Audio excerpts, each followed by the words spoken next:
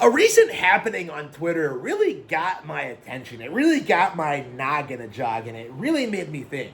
Expedition 33 isn't being talked about. And someone actually came out and acknowledged that. They're like, wow, this game only came out last year and yet it's already been forgotten about. And this became a huge meme online because the immediate reaction was to agree with him because he was completely right. That Expedition 33 was completely irrelevant, that nobody talks about it, nobody cares, that the whole meme that it wasn't an indie game, I'm sorry, the whole meme that it was secretly an indie game was completely debunked because it had a publisher. It was not an indie game. And, the whole Game of the Year thing didn't do a whole lot to, get a lot of people fired up about it. It was one of the most astroturfed RPGs in history, in my opinion. At least with Baldur's Gate 3, it had the bear. I don't even think Clair Obscur had that. What exactly was supposed to keep people coming back to this year after year after year, especially when way better RPGs were coming out near constantly, around the same time. This game had no long-term momentum behind it. And I actually even said that when this came out, was that yeah, this is a flavor of the month thing.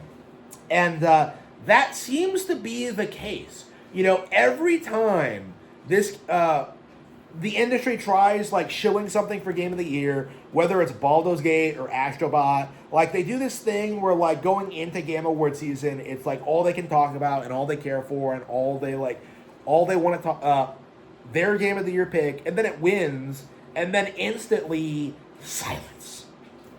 Instantly they just stop talking about it and everyone just kind of moves on.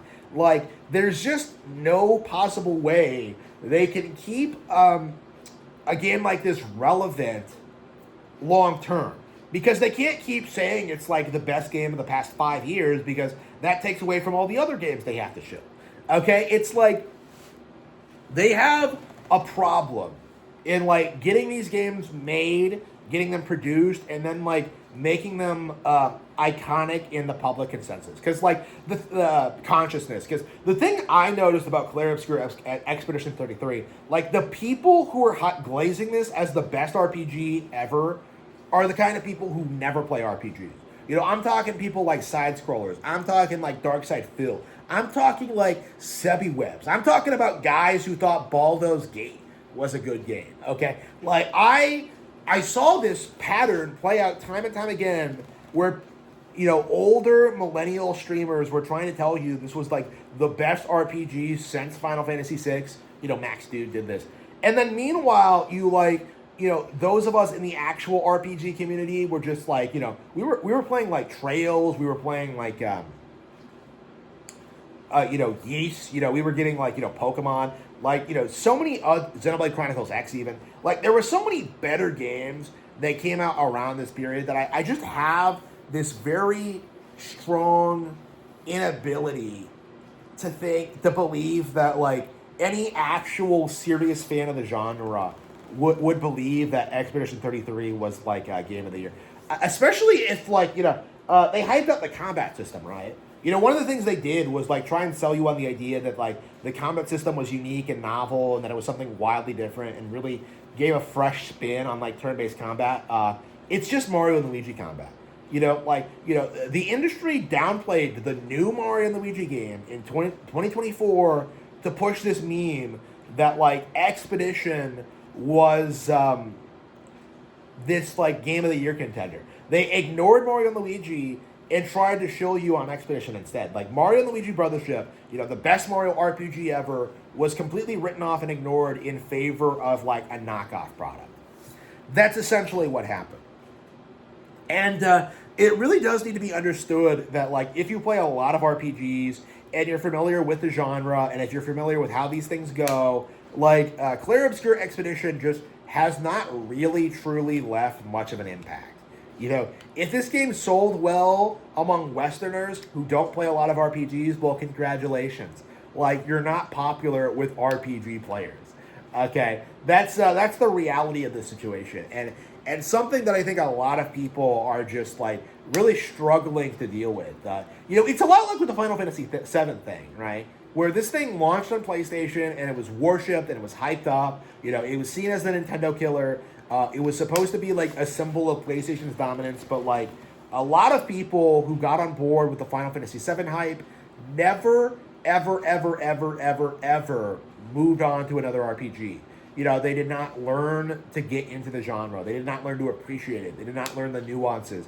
They did not play other games that may not be as good, but like are still RPGs that like, you know, can innovate in different ways. You know, like again, there was no like rapid expansion of interest in the genre. Like Final Fantasy VII was basically hyped up because of the visuals and like how edgy it was for the time, and like really nothing else. And that's what led it to like being so mainstream successful.